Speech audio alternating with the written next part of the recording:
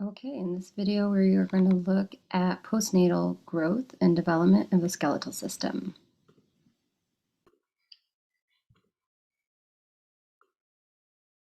Okay, so what we're going to see in the growth of the bone is an increase in length as well as an increase in width. The growth in the length happens at the epiphysis, and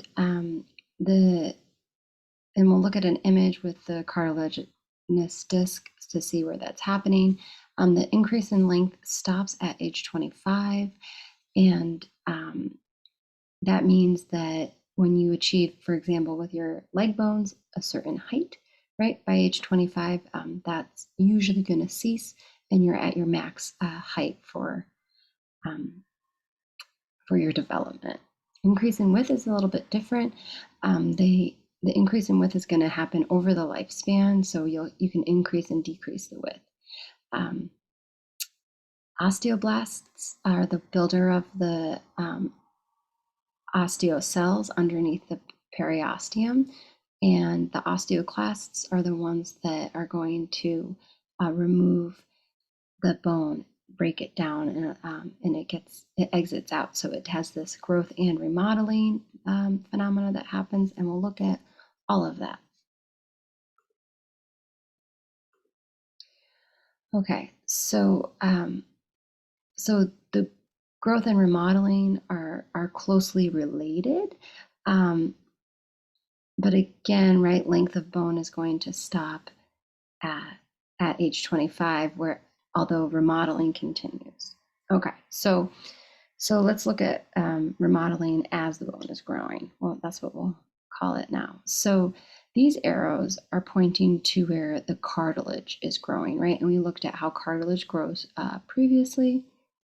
And here the replacement of the cartilage by bone happens underneath, right? So it's happening from this direction. What's interesting is we can't do like an endo-peri kind of vocabulary around this, because the cartilage is actually growing here on this side, and the bone is being replaced over here on that side. So it's not the same pattern that we've seen before, but in general, if we looked at it, right, we could say that the cartilage grows on one side, and then the bony deposits are happening on the other. So wherever the mitosis of the cartilage is happening over here, and then where bone deposition is happening on the opposite side of that, simply, right? So when with remodeling, right, we have the bone being broken down by the osteoclast cells, right? So that's going to start to break things up. It gets removed through the bloodstream, and so that's where the bone is reabsorbed, right? It's reabsorbed into the bloodstream. So I'm trying to catch my arrow. Here it is.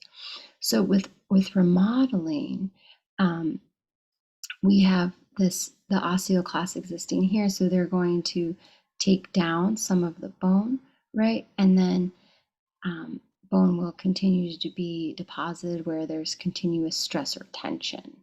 So it can be reabsorbed by the osteoclast, and then it can be deposited as it's growing by the osteoblasts. So during growth, the epiphyseal disc or plate is the cartilage. It's the name of it, is the epiphyseal disc. So when we look at the anatomy of the bone again, it's the epiphysis, and then the diaphysis is the shaft of the bone. So that's happening. The plate is really a line between. It's in the epiphysis, but it's really close to where the diaphysis begins. Okay. So what's important here, we talked about it being the cartilage at this disc is specifically what's responsible for replacing or building the length of the bone.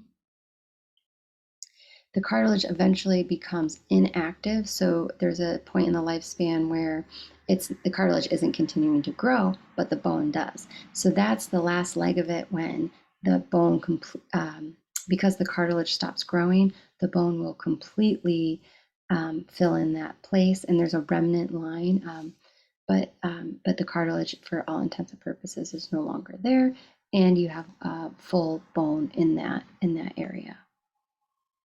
So so here's the diaphysis of the long bone. Here's the epiphyseal plate, which is the disc, right? That's cartilage. And then you have the epiphysis is that end of the bone. So so that's just here. This one, there, I can't see it as well because the radiograph is a bit shiny in that area, but we'll just look at it here. Okay, so